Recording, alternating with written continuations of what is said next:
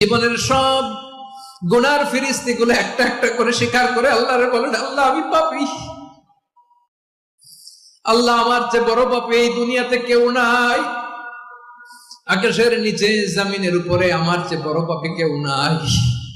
একটা একটা করে আল্লাহ স্বীকার করি আমি পাপী। আল্লাহ তাআলা যদি দয়া করে আমাদেরকে মাফ না করে, আমাদের বাঁচার কোনো উপায় নাই। আপনি কি ভেবেছেন আপনার নামাজ দিয়ে আপনি জান্নাতে যাবেন? আপনি তাহাজ্জুদ গুজার, সেজদা দিতে দিতে কপালে দাগ ফেলেছেন, এটা আপনারা জান্নাতে নেবে না। আপনি এলাকার সবচেয়ে বড় হাতেম তাই দানশীল, এই দানের ভরসায় বসে আছেন। খুশিন কালো কথা।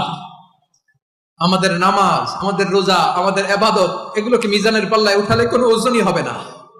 তবে আমাদের একটা কৌশল জানা আছে, আমরা আল্লাহর রহমতের ভিখারি। আমরা সেদিন আগেই গুনার স্বীকৃতি দিয়ে দেব।